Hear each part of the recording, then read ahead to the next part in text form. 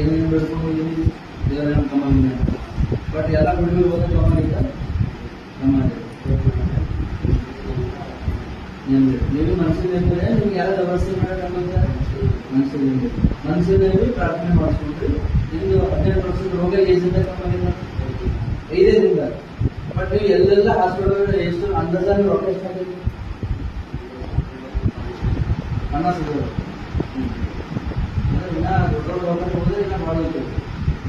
50,000 ಹಾಕಿ but 12% ತಗೊಂಡಿಲ್ಲ ಅಂದ್ರೆ ಈಗ ಪ್ರಾರ್ಥನೆ ಮಾಡ್ಕೊಂಡು ಇದ್ರೆ ಈಗ ನಿಮ್ಮ ಹ್ಯಾಂಡ್ ಅನ್ಸ್ತದೆ, ನಿಮ್ಮ ಹ್ಯಾಂಡ್ ಅನ್ಸ್ತದೆ. ಎಷ್ಟು ಪರ್ಸೆಂಟೇಜ್ ತಗೊಂಡಿದ್ದು ಈಗ?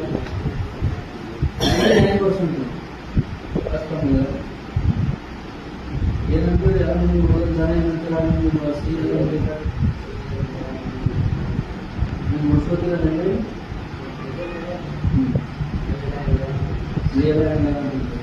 ಬಟ್ ದೇವ್ರ ಬಂದ ದೇವ್ರಿಗೆ ಏನಂತಾರೆ ಏನಿ ಬೇರೆ ಜಾತಿಯಿಂದ ನಿಧಿ ಅಂತಾರೆ ಐ ಸಿ ಅಂತಾರೆ.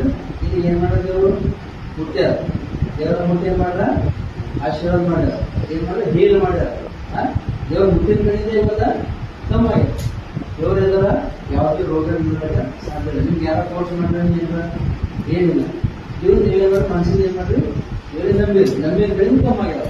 ಅದಕ್ಕೆ ಎಲ್ಲರಿಗೆ ಹೇಳೋದೇನಾದ್ರು ದೇವರ ವಿಶ್ವಾಸ ಇಟ್ಟರೆ ದೇವರಿಗೆ ಅಸಾಧ್ಯವಾದದ್ದು ಒಂದು ಇಲ್ಲ. ವಿಶ್ವಾಸ ಇರ್ತದೆ ದೇವರಿಗೆ ಯಾವ ರೋಗ ಅಸಾಧ್ಯ ದೇವರಿಂದ ಏನೇ ಇಲ್ಲ. 18 ವರ್ಷದ ರೋಗ ಇವರು ಬರೀ 5 ದಿನದ ಕಮ್ಮ ಆಗಿದೆ. ಇದು ಏನಂತಾರೆ ಜೀಸಸ್ ಪವರ್. ಪೂರ ಹೆಂಗಿದೆ ಈಗ 99% ಅಂತ ಅವಕಾಶ ಪೂರ ಕೈ ಕಾಲು ಎಲ್ಲ ಪೂರ ಏನಿದೆ ಪೂರ ದೇವರಿಗೆ ಆಶೀರ್ವಾದ ಮಾಡಿ ಎಲ್ಲರೂ 18 ಅಂದ್ರೆ ಹುದ್ದೆಗೆ ಹಿಡಿದಿದ್ದು ಅದಾದ್ರೆ ಟೋಟಲಿ 18 ವರ್ಷ